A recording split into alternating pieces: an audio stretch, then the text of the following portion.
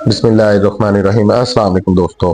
नाज़रीन, ज़हरा कदीर कत्ल केस ये पाकिस्तान का एक ऐसा वाक़या है जिसको आप लोग सुनते जाएंगे, इसमें से एक नहीं हजार चीजें निकलती हैं और वो हजार चीजें इस तरह की होंगी जिसको सुन के आपका जरूर दिमाग है वो एक मरतबा सुन्न हो जाएगा। अब ये जो कत्ल केस है ये हल हो चुका है, इसमें जिस जिस तरह की चीजें सामने आई हैं वो लर्जा खेज है। इसके मुजरिम है जो उनसे वो भी पकड़े जा चुके हैं, लेकिन इसके साथ साथ मैं समझता हूँ इसमें कुछ लोगों का और कसूर था। एक तो जो इस ज़हरा कदीर के वालिद है, इनका नाम शबीर अहमद है और ये असिस्टेंट सब इंस्पेक्टर भी हैं, तो मैं इस बंदे को भी कसूरवार समझता हूँ। इसके अलावा जो ज़हरा कदीर का शोहर है उसको भी मैं कसूरवार समझता हूँ। अब इनका कसूर किस तरह से है इस सब मामले में, ये आप लोग खुद फैसला करिएगा। और इसके अलावा इसमें बहुत सी चीजें इस तरह की भी मौजूद हैं जो आप लोगों के लिए भी जरूरी है ताकि आप सबकी भी बहन बेटियां वो महफूज हो सकें।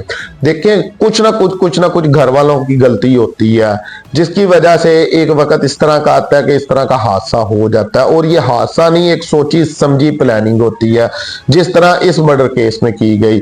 अब नाज़रीन, एक सास इतनी बेरहम हो गई कि उसने अपनी बेटियों को साथ मिलाकर अपनी उस बहू को कत्ल किया जिसका 2.5 साल का पहले एक बच्चा था और वो उसकी बहू 9 माह से प्रेग्नेंट भी थी। ये वाकया नाज़रीन सियालकोट के इलाका डस्का में पेश आता है। तो ये कुछ इस तरह से सारी वारदात हुई है कि ये जो ज़हरा कदीर है अपने खाविंद के साथ सऊदी अरब रहती थी। कुछ लोग इसके बारे में इटली भी कह रहे हैं, लेकिन ज्यादातर जो इसकी तफसील आई है वो यही है कि ये जो खातून है ये सऊदी अरब अपने खाविंद के साथ होती थी, यानी कि जो इसका खाविंद था वो सऊदी अरब जॉब करता था तो अक्सर वो अपनी बीवी को बुला लेता था वहां से। अब इस सारी स्टोरी में नाज़रीन मैं आप लोगों को कुछ इस तरह की चीजें बताऊंगा कि जो आप लोगों के हम लोगों के लिए इशारा होंगी कि हमें किस वक्त मोहतात होना चाहिए, हमें अपनी बहन बेटियों की सुननी चाहिए, हमें पुराने ख्यालों में सिर्फ नहीं रहना चाहिए। जैसे वो आप लोग पुरानी फिल्में भी देखते होंगे या ड्रामे भी देखते होंगे ना, उसमें कहते होंगे कि बस आप जा रही हो, आपकी शादी कर रहे हैं, रुखसती होती है तो बड़ा कोई बुजुर्ग आके कहता है कि वहां से तुम्हारी लाश ही आए, तो वैसे ना आना तुम अपना घर छोड़ के। तो ये चीजें सारी की सारी एक लानत है जो आज के दौर के अंदर खवातीन के ऊपर जो जुल्म होते हैं, जो उनके साथ हादसा पेश आते हैं, उसमें एक अहम किरदार अदा करते हैं। और आज के दौर में बहुत सी चीजें इस तरह की भी देखी गई हैं कि हम जिस तरह की लापरवाही अपनी बहन बेटी के साथ कर देते हैं, अगर वो हमें कोई कंप्लेन कर रही है अपने ससुराल की, मेरे कहने का मकसद ये नहीं है कि आप उनकी हर बात पर साइड लें। छोटे मोटे लड़ाई झगड़े होते हैं, हर घर में होते हैं, तो ये नहीं है कि आप उनकी हर बात में साइड लें और उनको हल्लाशेरी दें ताकि वो जो खातून है वो ना सिर्फ अपने शोहर का जीना हराम करके रखे बल्कि अपनी सास और नंदों को भी तुन के रखे।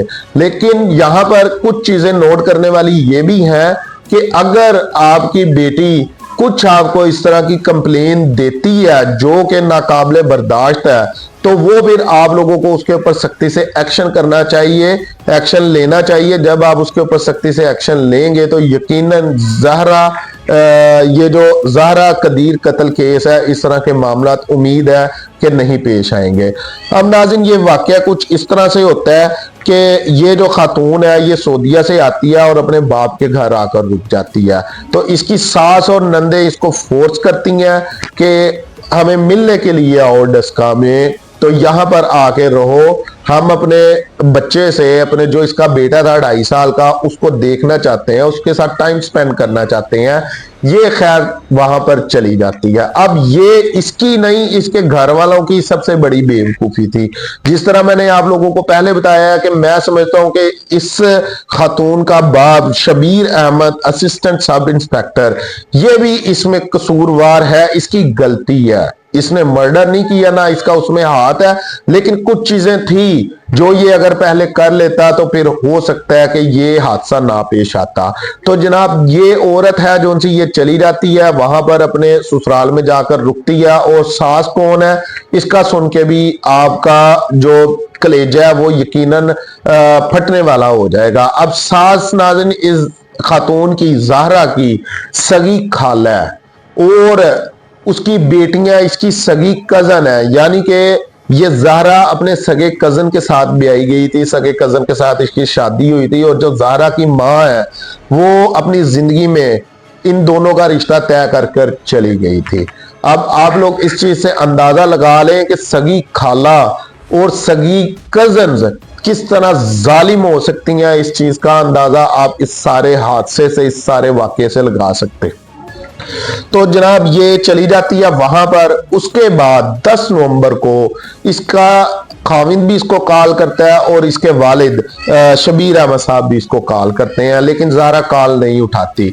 ये जो सारा मैं आप लोगों को वाकया बता रहा हूँ, ये इसके वालिद और वहां के जो इन्वेस्टिगेशन ऑफिसर थे सियालकोट पुलिस के तर्जमान वकास अली, इन्होंने BBC उर्दू को अपना बयान दिया है कि जब ये कॉल नहीं उठाती तो हम लोग परेशान हो जाते हैं, क्योंकि ऐसा बिल्कुल भी नहीं होता कि कभी ज़ारा ने कॉल ना अटेंड की हो इतनी कॉल जाने के बावजूद। और इसके हस्बैंड का कहना तो ये था, जो इसके हस्बैंड ने अपने ससुराल में कॉल की, यानी कि ज़ारा के वालिद को कॉल की, उनका कहना ये था कि डेली बेस के ऊपर ज़ारा मुझे काफी बार कॉल करती थी और मुझे अपने बेटा, जो कि 2.5 साल का इनका एक बेटा था, उसके बारे में बताया करती थी, और इसके अलावा अपनी जो 100 मामलात होते हैं वो डिस्कस किया करती थी। लेकिन मैं परेशान हूं कि मेरी सुबह से कॉल नहीं उठा रही।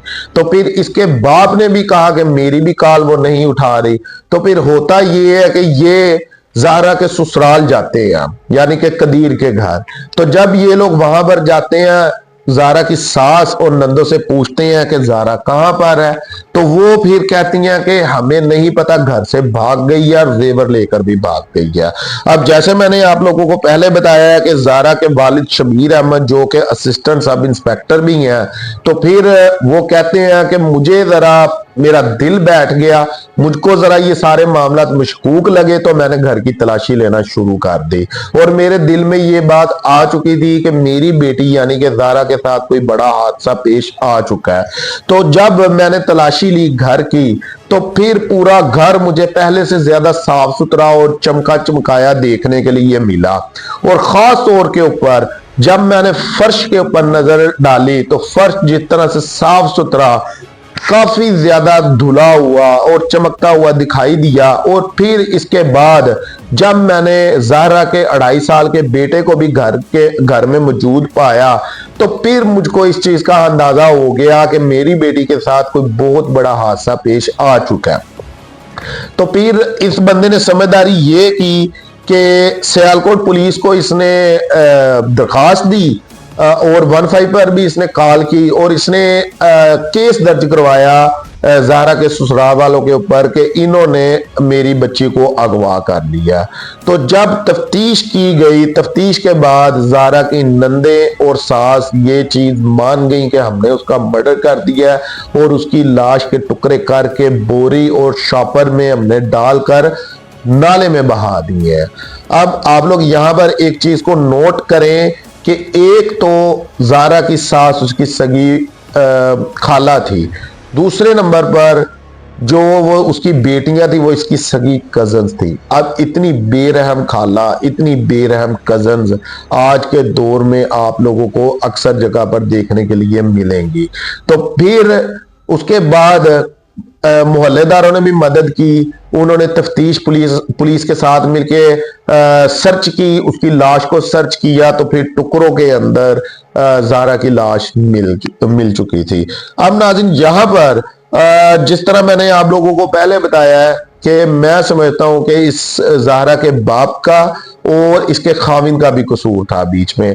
अब ज़ाहरा के बाप क्या स्टेटमेंट अपनी देता है, वो बंदा कहता है कि मुझको ज्यादा शक इस वजह से हुआ जब मैंने इस वजह से मैंने पुलिस में रिपोर्ट दर्ज करवाई कि एक मर्तबा पहले भी ज़ाहरा को मारने की कोशिश की गई थी। अब ये कोई छोटी बात नहीं है, अगर एक मर्तबा, और ये एक बात आप लोगों को मैं बता दूं कि ये चीजें आए दिन हर किसी के तकरीबन घर में देखने के लिए मिलती हैं। जब आपकी बेटी को एक मर्तबा जान का खतरा हो जाता है ना, ये याद रखें कि फिर आपका बनता नहीं है कि आप अपनी बेटी को उस घर में दोबारा भेजें। लड़ाई झगड़े एक अलग बात होती है, छोटे मोटे लड़ाई झगड़े या नाराजगी की वजह से वापस जो खतून है उसको अपने घर भेज देना कि मैं तुमको छोड़ रहा हूं, तुम अपने घर चले जाओ, ठीक है, ये सारा कुछ एक अलग एक साइड पर रखें आप लोग।